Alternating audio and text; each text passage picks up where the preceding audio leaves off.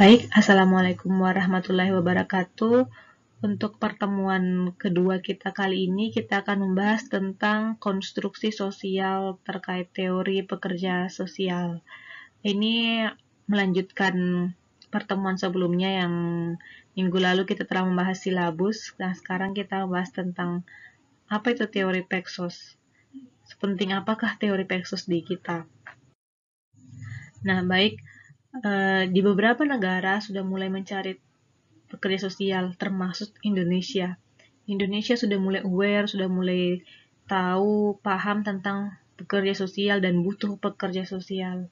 Nah, pekerja sosial ini sangat dibutuhkan baik di setting rumah sakit, panti, dan lembaga sosial lainnya. Baik untuk masalah anak, masalah kemiskinan, masalah HIV/AIDS, masalah disabilitas, dan 26 PMKS lainnya. Nah, namun masih ada beberapa pertanyaan yang muncul, seperti bagaimana cara menggunakan pelayanan Paxos? Masih banyak yang masih belum tahu tentang seperti apa Paxos itu mengintervensi atau melakukan pertolongan. Kan kalau dokter jelas kelihatan ada obat, ada suntik, ada stetoskop, seperti juga yang lain. Nah, sedangkan mereka mungkin tidak melihat seperti apa atau alat kita seperti apa. Jadi muncullah pertanyaan ini. Terus bagaimana cara pekerja sosial menolong? Nah, karena pertanyaan inilah pekerja sosial harus memahami teori-teori pekerja sosial agar pekerja sosial dapat menjelaskan kepada penerima pelayanan. Jadi, teori sama pengetahuan terkait pekerja sosial ini sebenarnya sangat-sangat perlu dipahami dan perlu diingat oleh seorang pekerja sosial. Kenapa? Karena kita dalam proses pertolongan sebenarnya modalnya itu pengetahuan, teori, dan juga mulut. Jadi kita harus bisa memahami teorinya, kemudian kita kaitkan dengan kasusnya, kemudian kita jelaskan melalui mulut. Jadi kenapa kita harus paham ini ya? Untuk bisa menjelaskan kepada orang-orang yang bertanya ini, bagaimana Paxos melakukan pelayanan dan bagaimana Paxos melakukan proses pertolongan. Jadi kita bisa menjelaskan berdasarkan yang kita pahami, berdasarkan teori yang kita miliki. Nah, teori sendiri menurut Saldom adalah prinsip umum atau kerangka pengetahuan yang dicapai melalui berbagai proses ilmiah yang disepakati yang menjelaskan sebuah fenomena. Jadi teori ini diambil dari pengetahuan yang akhirnya disepakatinya karena dia telah dilakukan uji penelitian, telah dipresentasikan, akhirnya disepakatilah bahwa teori itu benar. Dan teori ini adalah menjelaskan sebuah fenomena. Nah, teori haruslah penjelasan yang berkaitan dengan apa yang kita lakukan. Jadi, teori ini sebenarnya kalau dikaitkan dengan teori Paxos, jadi semua teori yang ada di akademisi atau di ilmu pengetahuan tidak semuanya digunakan. Untuk teori Paxos sendiri ada beberapa yang dipakai, dia sesuai dengan kebutuhan. Jadi walaupun dia teori Paxos ini beririsan dengan teori-teori lain kayak sosiologi, antropologi, dan sebagainya, tapi Paxos juga punya konstruksi atau bangunan sendiri terkait tentang teori Paxos. Nah, jadi teori ini juga berbeda dari pengetahuan. Bagaimana cara mengetahui perbedaannya? Jadi, kalau teori ini melibatkan pikiran mengenai sesuatu. Jadi, saat kita melibatkan pikiran kita, saat kita berpikir tentang sesuatu, itu adalah teori. Sedangkan pengetahuan, sebuah penjelasan mengenai realita. Jadi, contoh, ada fakta atau ada realita di lapangan bahwa sekarang kasus penceraian meningkat, contohnya ini ya. Ini berarti itu pengetahuan. Saat kita mengetahui realitas perceraian meningkat dan kita jelaskan bahwa perceraian meningkat berdasarkan data bla bla bla, itu berarti pengetahuan kita. Kita lihat dari kenyataan, ada tetangga kita kah, artis-artis kah kita lihat, ataupun dari berita manapun. Itu berarti penjelasan mengenai realita. Nah, penjelasan itu disebut pengetahuan. Nah, saat pengetahuan ini, saat realitas yang kita jelaskan tadi, kita pikirkan ini melalui penelitian secara ilmiah, dia akhirnya menjadi sebuah teori. Nah, sedangkan realita ini merupakan gambaran mengenai dunia yang diterima sebagai kebenaran. Jadi, yang tadi kayak contoh perceraian itu diterima dan dibenarkan sama seluruh dunia atau seluruh masyarakat bahwa itu ada, bahwa cerai itu ada, bahwa memang meningkat perceraian. Nah, untuk praktek sendiri berkaitan dengan hal yang dilakukan. Jadi, ingat pengetahuan, pertama itu kita lihat pengetahuan, bahwa saat kita melihat realitas atau kita melihat gambaran di dunia terkait kebenaran atau yang dibenarkan, berarti saat kita jelaskan itu dia menjadi pengetahuan. Saat pengetahuan itu kita uji, kita pikirkan, kita libatkan pemikiran dengan menguji, itu dia menjadi teori. Nah, saat kita melakukan praktek, kita melakukan kegiatan berdasarkan teori yang tadi telah diuji, berarti kita melakukan praktek. Jadi seperti itu. Jadi mereka ini berkaitan antara teori, pengetahuan, dan juga praktek. Oke. Nah, kenapa perlu konstruksi sosial dalam pekerja sosial? Karena profesi pekerja sosial itu tidak kaku, dia tidak seperti batu, dia tidak tidak keras begitu. Jadi, sifat pekerja sosial ini dan konstruksi sosial lainnya berubah sebagaimana peristiwa-peristiwa dalam sejarah. Jadi, pekerja sosial ini, teorinya pekerja sosial ini, profesi pekerja sosial ini terus berkembang dari masa ke masa dengan perkembangan teori tadi. Bahwa bisa jadi teori ini diperbarui karena ada orang lain yang akhirnya meneliti, menggunakan pikiran, melibatkan pikiran dengan cara lain, dan menemukan teori baru. Nah, jadi profesi Peksos kita ini tidak kaku dia, karena kita masih bisa menggunakan atau mengupdate entah itu intervensi kita atau proses pertolongan kita berdasarkan teori-teori yang terbaru, begitu terkini. Nah, kita tidak bisa menentukan pekerjaan sosial dalam satu cara untuk semua waktu dan untuk seluruh dunia. Jadi ingat, teori pekerja sosial ataupun mungkin ilmu yang kita dapat tentang intervensi seorang klien bisa jadi tidak bisa digunakan untuk klien-klien tertentu dan di waktu yang tertentu. Nah, hal ini berubah menurut bagaimana masyarakat, klien, dan para praktisi menggunakannya. Jadi, disinilah kenapa konstruksi sosial itu ada bentuk, ada bangunan tentang pekerja sosial. Jadi kita pahami bahwa pekerja sosial ini diambil dari konstruksi sosial. Ada bangunan terkait, ada bentuk terkait pekerjaan sosial yang tidak kaku dia. Kenapa? Karena ilmunya selalu berkembang. Kenapa berkembang? Karena seorang praktisi akan melakukan praktek. Kemudian berdasarkan pengalamannya mungkin dia pakai teori ini ternyata tidak berhasil di kliennya.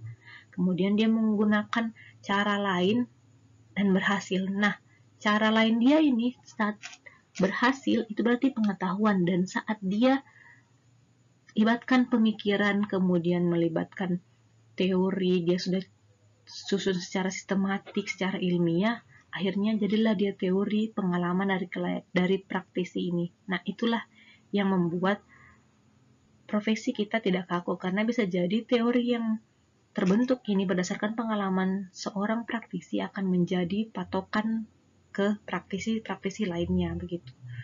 Nah, setiap orang bisa membuat sebuah perbedaan pada setiap lembaga sosial atau hubungan sosial. Karena dengan melakukan atau memperdebatkan, kita bisa berkontribusi pada perubahannya. Jadi, seorang Peksos, seorang praktisi saat bekerja di suatu lembaga, panti, atau di kantor, kemudian yang tadi saya bilang, dia menemukan cara lain untuk menyelesaikan masalah klien, nah, itu bisa menjadi teori. Atau bahkan ada yang memperdebatkan karena menurutnya oh saya pakai teorinya ini tidak bisa di klienku, tapi saat saya pakai cara ini dia bisa. Nah itu perdebatan itu bisa juga menghasilkan teori. Nah teori ini akhirnya berkontribusi pada perubahan. Jadi ada perubahan, bisa terjadi perubahan dalam mengintervensi seorang klien dengan menggunakan teori baru. Nah, perbedaan budaya dalam teori pekerjaan sosial. Jadi, landasan nilai budaya dari masyarakat yang berbeda dari suatu masyarakat mungkin tidak sesuai dengan asumsi-asumsi dan teori-teori barat. Nah, seperti kita ketahui bahwa teori Paxos ini lebih banyak diambil dari teori luar. Nah, sehingganya ini ada beberapa teori yang mungkin tidak pas atau tidak cocok di kita. Nah, sehingga maka praktisi menggunakan cara lain bagaimana caranya bisa menyelesaikan masalah klien menggunakan ilmu yang sudah didapat. Jadi bisa jadi dia modif teorinya dari luar ini, akhirnya menghasilkan teori baru. Nah, masalah serta isu-isu yang dihadapi oleh suatu masyarakat juga berbeda. Makanya, kenapa teori ini belum tentu bisa digunakan di tempat yang berbeda, di waktu yang berbeda, begitu. Nah, masalah imperialisme budaya negara barat, tempat asal pekerjaan sosial dikembangkan yang berasal dari negara maju belum tentu sejalan dengan budaya setempat.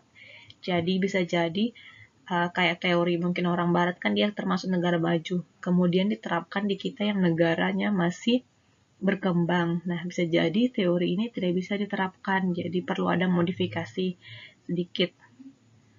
Jadi inilah perbedaan budaya yang menyebabkan teori pekerja sosial itu dia itu tidak kaku. Jadi dia masih bisa kita modif-modif, masih bisa kita bentuk teori baru berdasarkan teori yang sudah ada.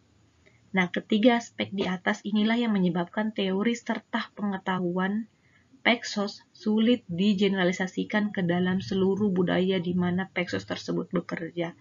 Ya, seperti saya bilang tadi bahwa teori-teori yang ada di Paxos itu tidak bisa kita bilang karena di barat dipakai pasti bisa di Indonesia, belum tentu. Jadi perlu ada penyesuaian dengan modifikasi teori yang sudah ada ke tempat seorang Paxos itu bekerja.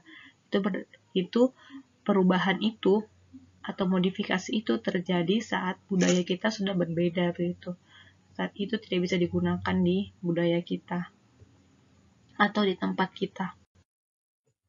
Nah, untuk bentuk-bentuk teori Paxos sendiri di sini ada dua, ada namanya teori formal dan teori informal. Untuk teori formal sendiri, dia sifatnya tertulis dan diperdebatkan dalam profesi dan pekerjaan akademik. Jadi kalau yang teori formal ini, contohnya seumpama seorang dosen lah ingin ke jenjang profesor, dia akan membuat sebuah teori, memperdebatkan teori ini ke depan expert atau para ahli yang bisa atau yang mengerti tentang sosial atau pekerjaan sosial. Nah, saat teori ini sudah diperdebatkan dan semua akhirnya memodifikasi atau membuat kesimpulan terhadap teori ini seperti apa. Nah, teori yang dihasilkan dari perdebatan ini oleh orang-orang praktisi dan expert ini akhirnya akan menghasilkan teori formal yang bisa dimasukkan dalam buku dan bisa diadop. Nah, ada juga teori informal ini juga bisa diadop. Ini terdiri dari gagasan-gagasan yang lebih luas yang terdapat dalam masyarakat atau di kalangan para praktisi yang diperoleh dari pengalamannya. Jadi, kalau informal ini bisa jadi yang kayak tadi, praktisi atau Paxos A menggunakan teori di panti ini dia tidak bisa, tapi ada yang bisa di panti B contohnya. Nah, akhirnya dia memodifikasi bagaimana caranya teori ini atau pengetahuan ini dia bisa terapkan di panti A. Nah, saat dia berhasil memodif teori tersebut, nah ini adalah berarti dia teori informal yang dia kembangkan berdasarkan pengalamannya. Kalau yang formal tadi, akhirnya dia ujikan, dia presentasikan di depan-depan para ahli sosial, kemudian diperdebatkan, dan saat berhasil dia argumentasinya berhasil dia pegang teguh, kemudian tidak ada lagi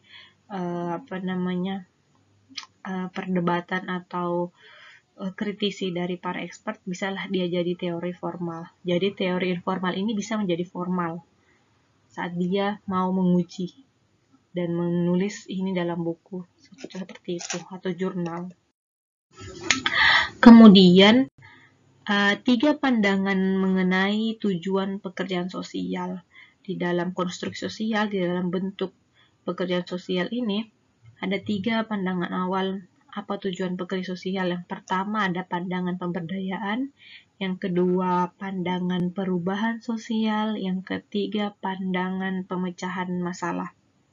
Nah, pada pandangan pertama ini mengenai pandangan pemberdayaan, pandangan ini melihat pekerja sosial sebagai upaya untuk mencari kemungkinan dapat dicapainya tingkat kesejahteraan baik individu, keluarga, dan juga masyarakat. Jadi di pandangan ini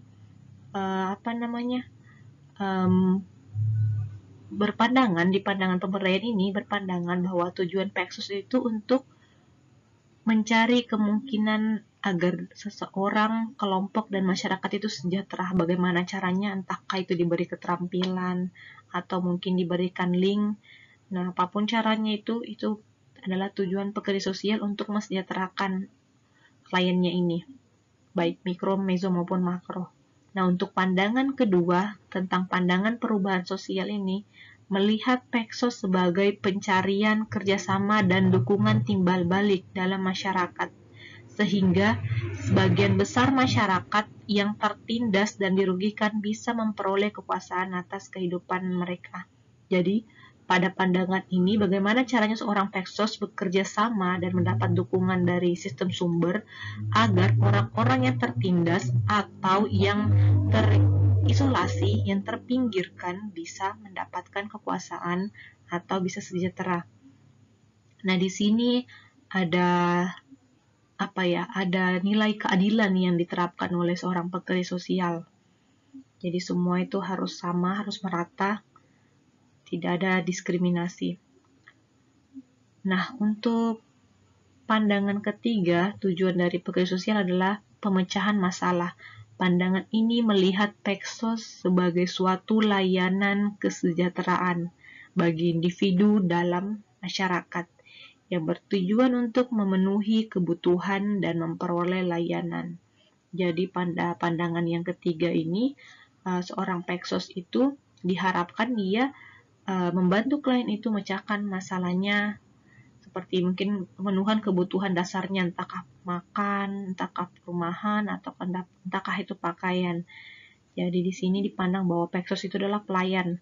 Bagaimana caranya melayani seorang individu yang ada dalam masyarakat untuk memperoleh atau memenuhi kebutuhannya dan memperoleh layanan, entahkah itu layanan pendidikan pakai KIP, atau kesehatan pakai KIS, atau layanan pemenuhan kebutuhan pakai BPNT.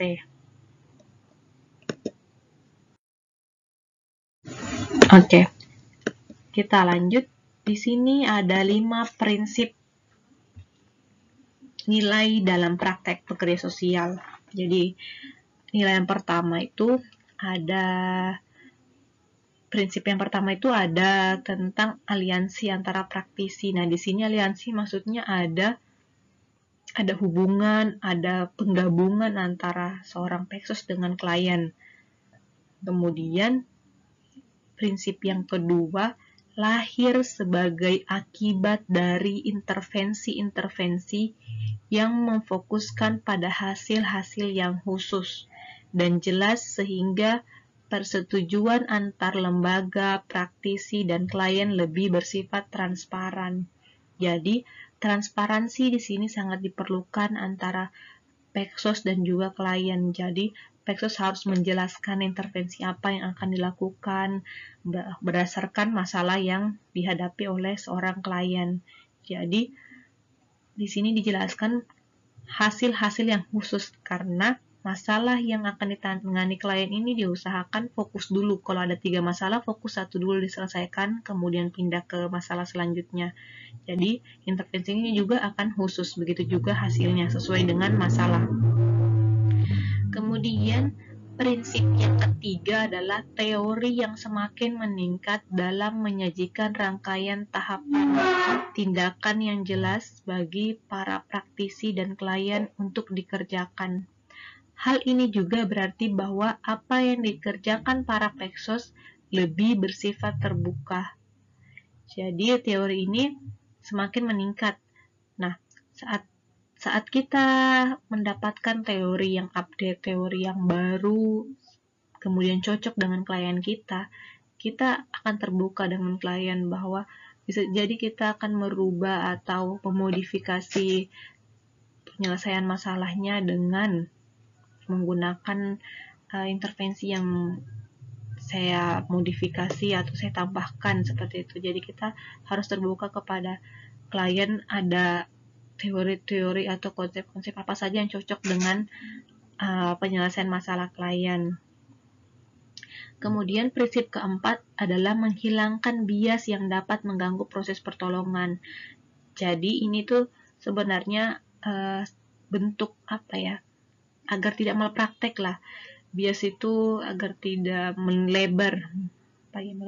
Pokoknya kalau seorang peksos menolong seorang klien, dia tidak akan, contohnya seumpama ini masalah rumah tangga, kemudian karena si peksosnya sudah berumah tangga, kemudian melihat bahwa dia pernah mengalami masalah itu juga, kemudian kayak menyamakan masalah dia dan masalah klien, itu jangan, itu akan menjadi bias karena belum tentu cocok. Jadi kita perlu menggali lagi masalahnya lebih dalam, kira-kira ini inti masalahnya di mana, kemudian cara menanganinya cocoknya seperti apa. Kita tetap harus memberi opsi, jangan sampai kita langsung to the point, ibu begini aja menyelesaikannya karena pengalaman saya.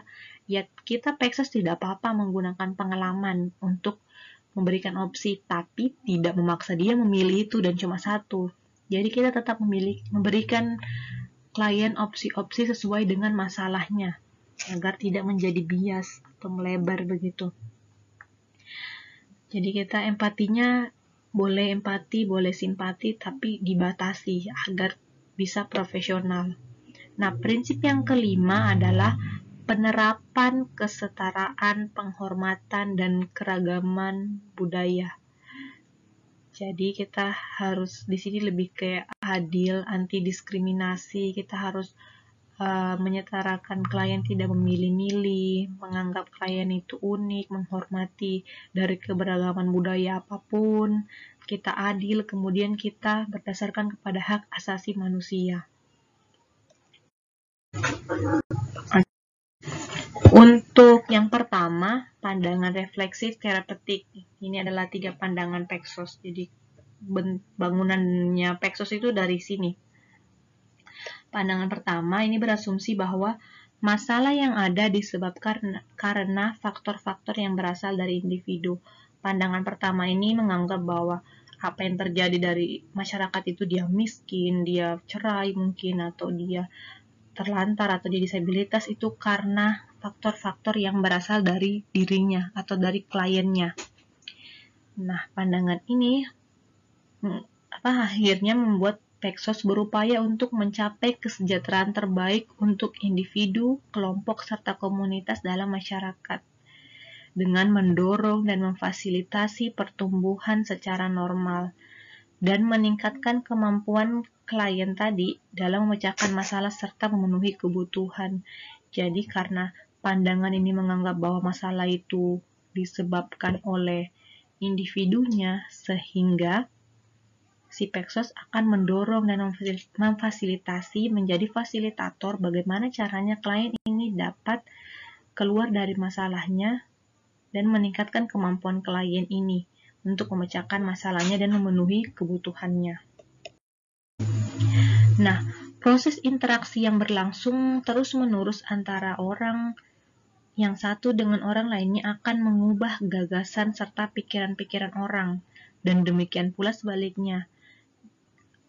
juga akan mengubah gagasan-gagasan maupun pikiran orang lain. Jadi saat kita sering berinteraksi dengan klien, kita sering memberi masukan, kita sering sharing tentang pengalaman kita menyelesaikan masalah, atau bahkan menontonkan dia memberikan video tentang penyelesaian masalah seperti yang dia hadapi, itu akan membuat si klien ini mengubah gagasannya, mengubah pikirannya terkait masalahnya, dan bisa berpikir positif bahwa oh iya, masalah saya bisa tertangani, oke saya akan coba. Kemudian pandangan ini menganggap bahwa proses saling memberi pengaruh. Nah, saat pandangan ini merasa bahwa masalah itu terjadi karena individunya atau kliennya, saat kita melakukan proses pertolongan akan ada proses saling memberi pengaruh atau mutual influence. Inilah yang kemudian menyebabkan Paxos dikatakan sebagai refleksif. Makanya ada pandangan refleksif terapeutik. Jadi kita memberi pengaruh influence kepada si klien untuk melakukan intervensi berdasarkan opsi-opsi yang dia pilih. Nah, dalam cara seperti ini, saling memberi pengaruh melalui proses interaksi yang terus-menerus.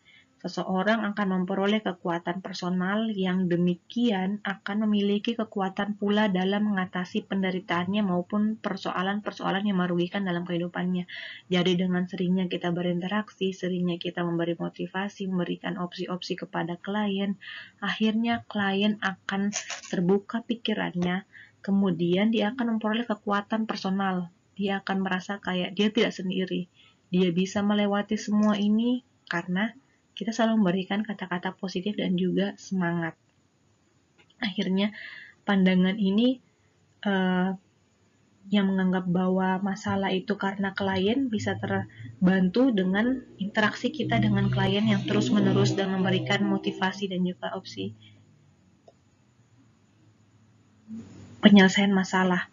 Sehingga kita memberikan dia pengaruh untuk dia berubah atau beranjak dari masalahnya. Kemudian pandangan kedua adalah sosialis kolektivis. Nah, pandangan ini berasumsi bahwa masalah yang ada bukan disebabkan oleh individu, melainkan struktur yang ada.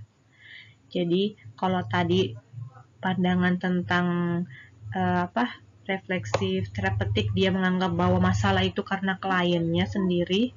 Kalau di sini dia tidak menyalahkan klien, dia malah menyalahkan struktur yang ada, baik itu mungkin pemerintahnya atau mungkin kebijakannya, salah satu dari pemerintah itu. Nah, bekerja sosial merupakan profesi yang berupaya untuk mengembangkan kerjasama serta sistem pemberian dukungan timbal balik dalam masyarakat. Nah, menurut pandangan ini, Paxos akan melakukan kerjasama dengan berbagai pihak untuk membantu klien ini yang tadi bermasalah karena struktur atau mungkin kebijakan dari pemerintah. Sehingga sistem ini memberi dukungan timbal balik kepada masyarakat. Nah, aliran ini berupaya membantu orang atau anggota masyarakat dengan cara memberdayakannya seoptimal mungkin, sehingga mereka mampu untuk ambil bagian secara aktif dalam proses-proses belajar maupun proses kerjasama secara konstruktif. Jadi pada aliran sosialis kolektivis ini, Paxos akan bekerja sama terhadap yang punya power atau kekuatan atau sumber daya, kemudian juga bisa memberikan keterampilan kepada si klien ini agar bisa diberdayakan, dioptimalkan, sehingga struktur yang ada yang menjadi masalah klien, mungkin menjadi miskin atau disabilitas atau mungkin dia menjadi terlantar, akan terbantu, akan beranjak dari masalah itu untuk bangkit dan dapat menyelesaikan masalahnya. Nah, pelajaran yang diberikan oleh Paxos diupayakan dengan cara mengembangkan lembaga-lembaga tertentu di mana semua orang dapat ikut memiliki maupun terlibat di dalamnya serta memanfaatkannya. Nah, aliran teori inilah yang menjadi dasar praktek makro dalam pekerja sosial. Nah, pandangan sosialis kolektivis ini dia identik dengan makro, beda dengan tadi, terapeutik.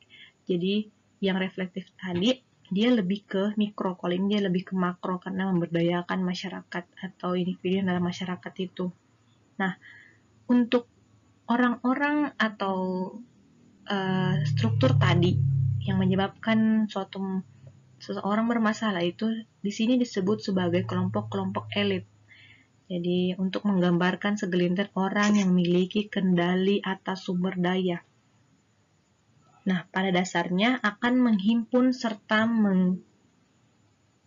mengekalkan kendali maupun kekuasaan atas sumber daya yang ada demi keuntungannya sendiri. Jadi kelompok elit ini dia akan membuat mungkin kebijakan atau aturan atau mungkin suatu perilaku atau kegiatan yang merugikan kelompok yang lain yang akhirnya bermasalah karena struktur atau kelompok elit ini. Nah, dengan demikian mereka akan selalu menciptakan penindasan maupun ketidakberuntungan bagi orang lain. Disinilah Paxos berupaya untuk menggantikan dengan relasi-relasi yang bersifat egaliter dalam masyarakat. Jadi kita akan bekerja sama, akan mempertemukan bisa jadi ya antara kelompok elit ini dengan kelompok yang kurang beruntung ini, bagaimana cara mencari solusi dari masalah tersebut, atau bahkan kita akan memberdayakan kelompok ini agar tidak menjadi sangat terpuruk atau tidak sangat beruntung berada di lingkungan elit ini. Kemudian pandangan yang terakhir ada pandangan individualis reformis. Nah, pekerja sosial di sini merupakan bagian dari pelayanan kesejahteraan sosial kepada individu maupun masyarakat. Di sini, pekerja sosial berupaya untuk memenuhi kebutuhan individu serta meningkatkan pelayanan-pelayanan sosial tempatnya berada. Sehingga dengan demikian, pekerjaan sosial dan pelayanan sosial dapat bekerja dengan lebih efektif. Nah, berupaya untuk mengubah masyarakat agar bersifat lebih adil untuk menciptakan pelayanan pemenuhan kebutuhan sosial personal melalui pertumbuhan individu pun masyarakat dianggap sebagai gagasan utama dalam pandangan ini. Jadi saat kita bersifat adil, kemudian kita memberikan pelayanan dengan baik, itu bagian dari pandangan individualis reformis. Namun demikian, gagasan seperti ini sangat tidak rasional untuk pelaksanaan praktek pelayanan sehari-hari yang diberikan secara terus-menerus karena pelayanannya hanya memiliki skala kecil dan sangat terbatas, yang tidak mengarah pada perubahan sosial penting individual objektif atau work. Nah, di sini karena sepertinya pekerja sosial berupaya untuk memenuhi kebutuhan individual serta meningkatkan pelayanan-pelayanan. Nah, di sini tuh kita harus mengupdate terus-menerus skill kita, pengetahuan kita, pengalaman kita, agar praktek kita ini betul-betul efektif dirasakan oleh masyarakat, tidak tidak sementara begitu. Jadi kalau pandangan individualis reformis ini, kita kayak Paxos ini memberikan memberikan intervensi kepada klien, tapi tidak lama begitu, cuma sebentar. Jadi itu pun juga bentuk intervensinya mungkin tidak dapat terlihat begitu. Jadi sehingga kadang ini sangat tidak berpengaruh begitu, tidak mengarah pada perubahan sosial karena mungkin waktu yang kurang, mungkin harusnya kita intervensi pertemuan berapa kali agar mereka berdaya, cuma kita lakukan berapa kali begitu. Jadi ini pandangan ini menganggap bahwa kita harus sesuaikanlah pelayanan kita sesuai dengan kebutuhan. Nah, untuk teori radikal, teori anti penindasan atau anti diskriminasi, dan perspektif pemberdayaan merupakan teori yang berkembang di sosialis kolektivis. Jadi yang pada pandangan kedua. Jadi nanti teori-teorinya akan kita bahas di pertemuan selanjutnya satu persatu. Nah, kalau dia sosialis kolektivis, dia berkaitan dengan teori radikal, anti diskriminasi, dan pemberdayaan. yang tadi bahwa teori ini atau pandangan ini lebih ke makro. Kemudian untuk individualis reformis, yang terakhir tadi pandangan ketiga, teori pekerjaan sosial yang terpusat pada pemberian tugas atau task center. Nanti akan kita pelajari juga di pertemuan selanjutnya. Ada teori sistem juga. Ini merupakan teori-teori yang berkembang dalam pandangan perspektif individualis reformis. Ini bahwa intervensinya itu ke individu, langsung ke individu, dengan pemberian tugas atau dengan memanfaatkan yang ada di sekitarnya.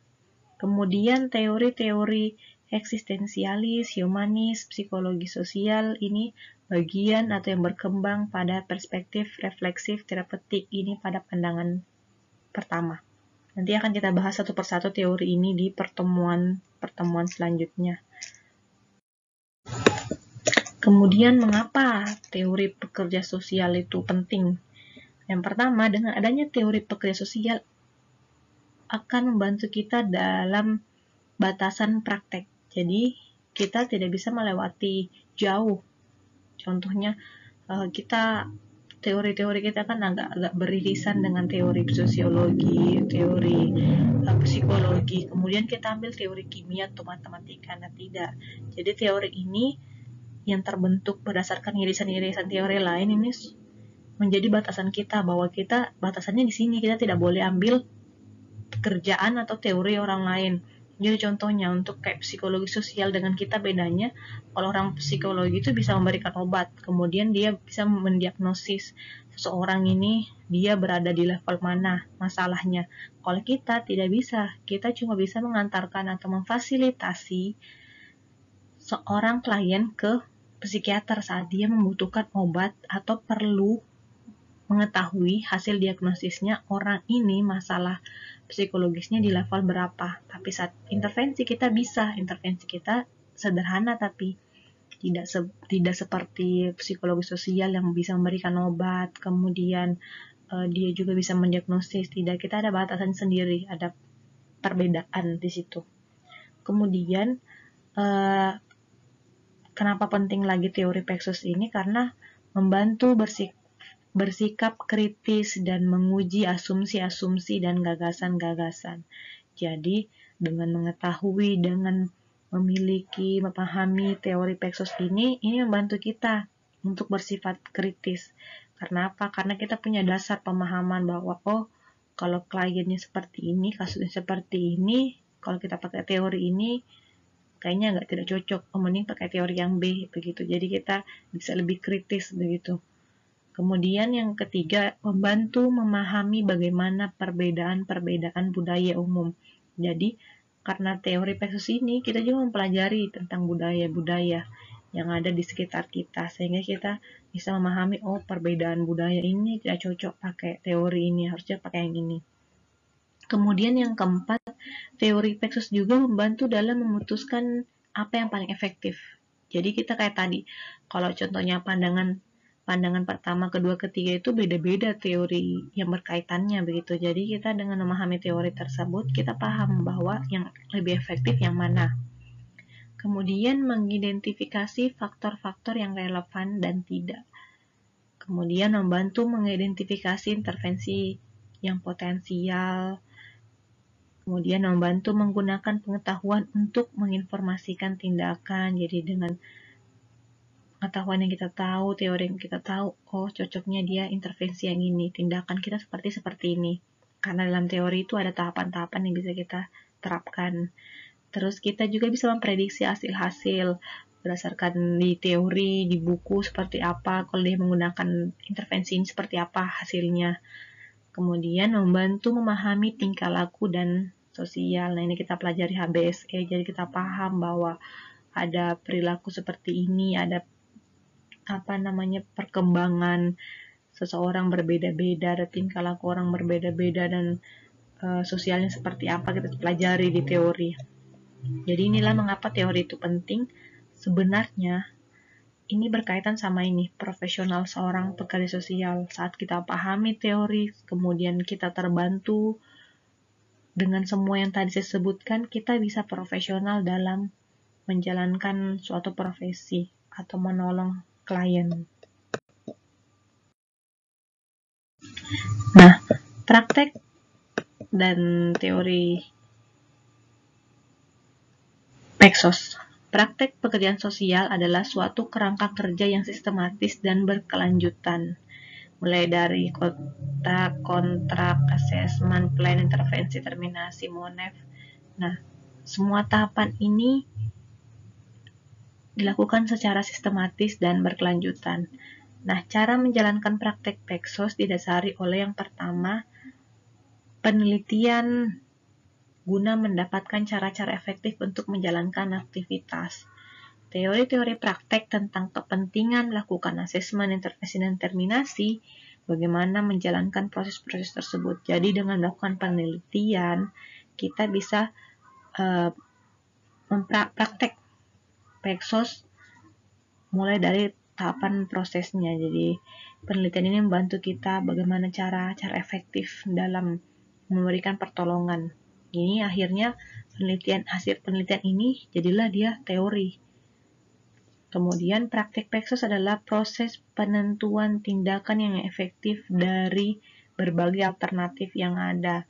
Jadi tindakan kita kepada klien, opsi-opsi kita untuk menyelesaikan masalah klien itu menjadi tindakan kita yang efektif dari berbagai alternatif. Mungkin kita punya 5 alternatif, 10 alternatif, tapi karena kita tahu yang paling cocok ada 3 saja, nah 3 saja kita kasih pilih, karena semakin banyak alternatif yang kita berikan, klien akan semakin bimbang begitu atau mungkin pusing, jadi mending 3. Kemudian teori membantu kita memutuskan mengapa dan bagaimana memilih di antara 2 alternatif atau lebih. Ya, kayak tadi saya bilang, ada kita mengetahui masalahnya, kemudian kita tahu, oh kalau masalah ini cocoknya dia dikasih opsi ini berdasarkan teori. Kemudian dari banyaknya opsi-opsi yang kita punya, kita kasih yang 3 tertinggi, 3 terbesar lah. Itulah kenapa praktek dan teori ini berkaitan. Nah, teori ini adalah seperangkat pernyataan tentang hubungan di antara variabel yang menunjukkan pemahaman sistematis terhadap perilaku, kejadian, keadaan, dan memberikan penjelasan mengapa sesuatu terjadi. Nah, fungsi teori itu apa? Pertama, memprediksi perilaku klien di masa akan datang. Jadi dengan adanya teori yang tadi saya bilang, kita bisa memprediksi kira-kira klien ini akan seperti apa di depannya, berhasil tidak, kira-kira klien ini akan kemana. Terus memandu pilihan untuk intervensi. Jadi dengan adanya teori, kita bisa menjadikan teori ini pedoman bagaimana cara mengintervensi jika masalahnya seperti ini. Terus melindungi dari prosedur irasional atau malpraktek. Jadi dengan adanya teori kita jelas tidak ambil jatah kayak tadi psikolog. Ternyata karena kita tidak paham teori seperti apa, kita diagnosis si klien ini, kita karena ada bukunya kemudian kita diagnosis bahwa klien ini kena apa? Karena masalah psikologis yang mana, tingkat mana, padahal itu bukan ranah kita. Nah, ini dengan adanya teori kita jadi lebih prosedural begitu.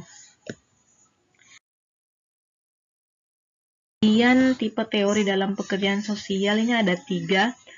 Jadi teori dalam pekerjaan sosial ini yang pertama, pengetahuan yang mendefinisikan hakikat kesejahteraan sosial, pekerjaan sosial, institusi-institusi sosial, serta teori umum lainnya seperti patologi sosial, reformasi liberal, Marxisme, dan sebagainya, termasuk tugas, peran, tanggung jawab pekerja sosial.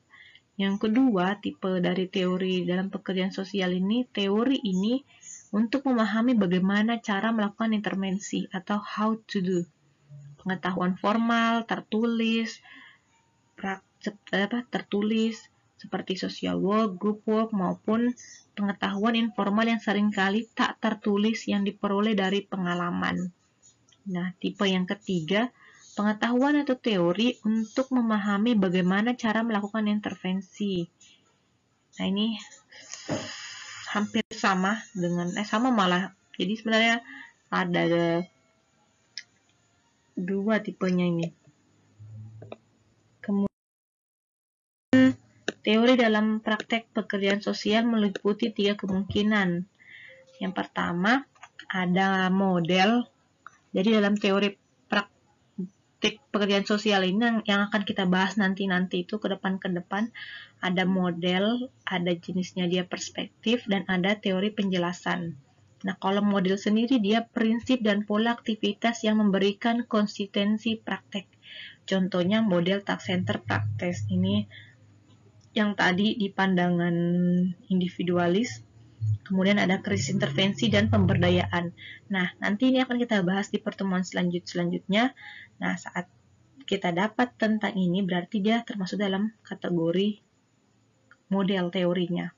Jadi dia prinsip dan polanya konsisten terhadap praktek.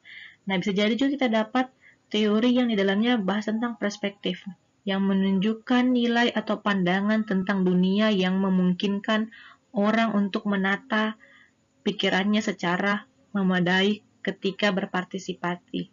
Contohnya perspektif psikodinamika, ini akan kita bahas kayaknya minggu depan. Terus ada perspektif sistem dan ekologikal. Nah, saat kita bahas tentang psikodinamika, sistem sama ekologikal, berarti dia bentuknya perspektif dalam teori itu, menunjukkan nilai atau pandangan tentang dunia. Kemudian ada teori penjelasan, menerangkan hasil tindakan atau konsekuensi dan mengidentifikasi keadaan mengapa terjadi. Jadi bisa jadi di dalam teori nanti yang akan kita bahas di minggu-minggu selanjutnya, di situ akan ada teori penjelasan.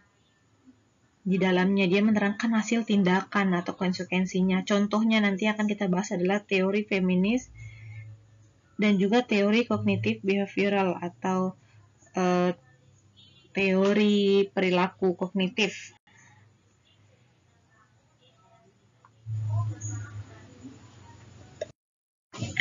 Kemudian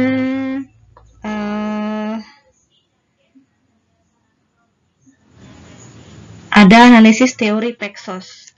Nah, di sini tipe teorinya ada yang tadi sudah kita bahas di pandangan pertama, kedua, dan ketiga, ada terapeutik refleksif, ada kolektif sosialis, dan reformis individual.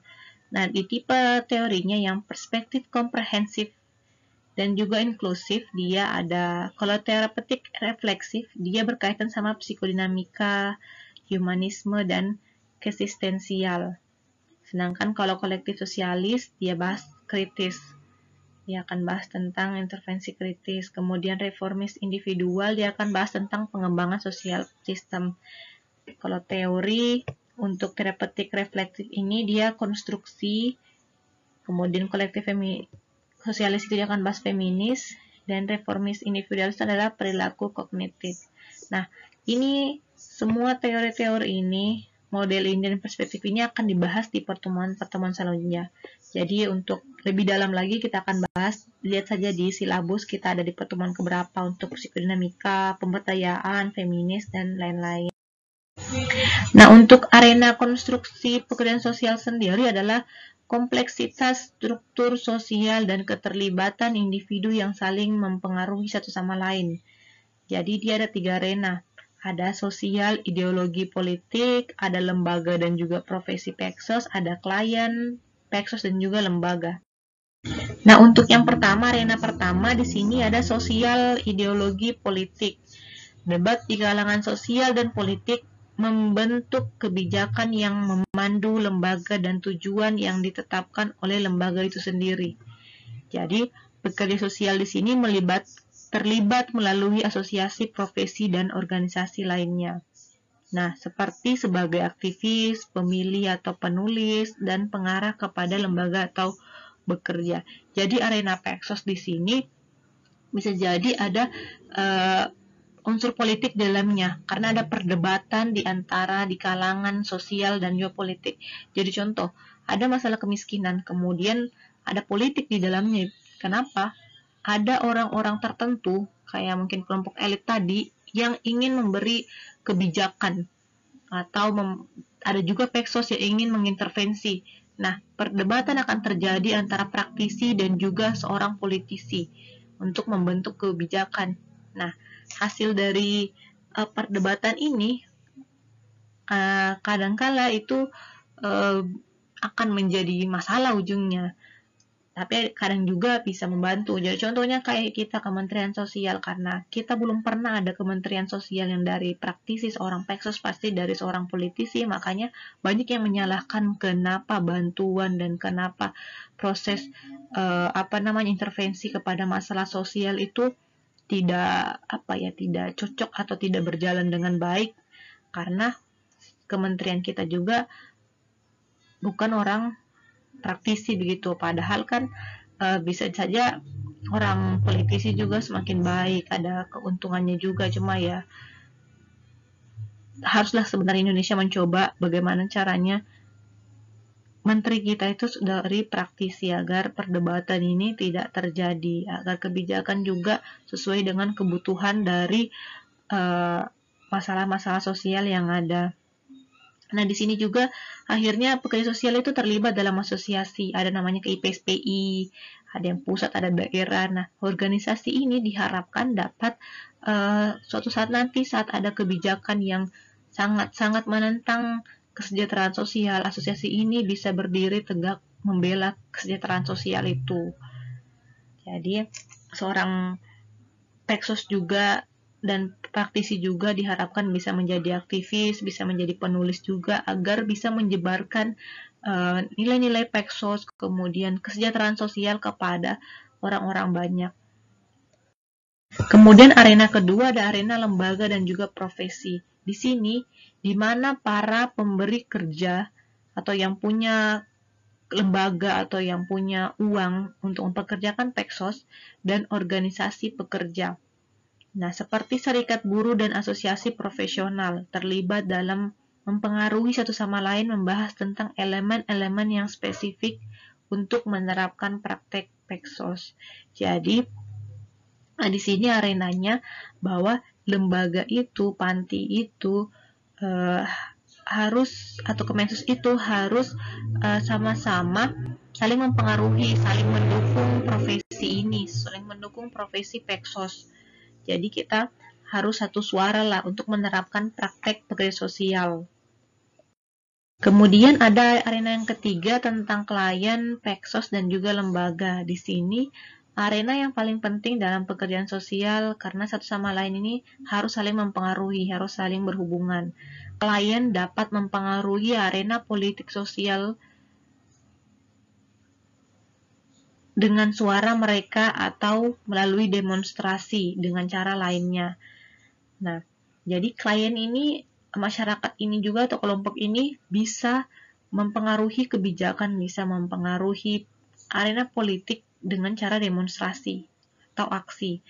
Mereka dapat mempengaruhi arena lembaga profesional dengan datang ke lembaga dengan jumlah besar, dengan massa, dan menanyakan pelayanannya kenapa seperti itu atau sebaiknya dirubah. Nah, kondisi ini akan mengarahkan pada perubahan pelayanan dalam kebijakan dan praktek. Jadi, arena ini sama semuanya, tidak bisa dipisahkan. Kenapa? Karena pelayanan bisa berjalan saat ada klien atau ada yang diberikan pelayanan. Kemudian, klien juga bisa mendapatkan pelayanan yang lebih baik saat lembaga itu juga memberikan pelayanan yang lebih baik. Nah, saat lembaga tidak bisa memberikan pelayanan yang lebih baik, maka klien bisa protes, bisa melakukan demonstrasi dengan jumlah yang besar atau massa untuk meminta pelayanan yang lebih baik. Karena ada keterhubungan antara pelayan dan pemberi pelayan, begitu. Penerima pelayanan. Kemudian secara kesimpulan lah, konstruksi sosial ini bagaimana kita mereview teori praktek pekerja sosial yang telah ada, mengkaji dan memahami bagaimana gambarannya, nilai-nilainya, serta ide dasarnya yang bermanfaat bagi praktek peksos. Jadi, saat kita mereview teori-teori peksos, saat kita memahami tentang teori peksos, kemudian mengaplikasikan di lapangan, kita mengkaji, itu berarti kita sudah mengkonstruksikan sosial, kita sudah bentuk itu teori peksos. Nah, mereview berarti memaparkan secara rinci teori yang telah ada. Kemudian kita adaptasikan sesuai dengan kebutuhan kita. Jadi saat ada teori, mungkin kita butuh cuma sampai tahapan bagaimana, Nah, itu adalah berarti kita mengkonstruksikan, kita bentuk teori Paxos kita. Dan teori konstruksi sosial ini dia bukan dalam rangka mengembangkan. Kita tidak mengupdate, mengembangkan teori yang sudah ada itu dengan seenaknya lah, tidak. Jadi kita kalau mau mengupdate suatu teori, ingat ada tadi yang formal dan informal, tapi baiknya dia formal. Kita harus diuji di depan expert-expert dan juga akademisi kalau kita ingin mengembangkan sebuah teori. Tapi kalau untuk konstruksi sosial ini dia lebih membentuk. Jadi kita punya bentukan teori Paxos sendiri berdasarkan teori yang kita pelajari, kemudian kita terapkan, kita adopt dan kita adaptasikan sesuai dengan kebutuhan kita. Nah, konstruksi sosial berkaitan dengan teori praktek tadi, bahwa Paxos adalah aktivis khusus di mana orang berinteraksi dalam peranan sosial, khususnya dalam pekerja sosial dan klien. Peran ini selanjutnya didefinisikan sebagai praktek Paxos. Nah, saat kita melakukan interaksi dengan klien, berarti kita telah melakukan praktek Paxos. Interaksi antara Paxos dengan klien berjalan sepanjang waktu sehingga memunculkan kepedulian, kita lebih care, kita sesama care, kita munculkan trust building, kita bangun kepercayaan yang menjadikan interaksi kita efektif dan mencapai hasil yang diinginkan. Jadi, saat kita melakukan intervensi kepada klien, kemudian kepercayaan timbul, kepedulian sesama timbul, itu akan sangat membantu dalam prosedur atau proses pertolongan yang lebih efektif. Kemudian dalam menghadapi klien, Paxos dikonstruksi oleh harapan pekerjaan dari pemahaman terhadap Paxos itu sendiri. Tadi saya bilang, saat kita sudah punya konstruksi sosial, kita sudah paham bahwa teorinya ini, teori-teori kita, kemudian kita adopt, kemudian kita adaptasikan di lapangan. Nah, sesuai pemahaman yang ada tentang Paxos itu, maupun relasi dengan kelompok pekerjaan lainnya dan lembaga-lembaga lain. Jadi, kita harus bekerja sesuai dengan harapan yang berkaitan dengan teori yang sudah kita pelajari.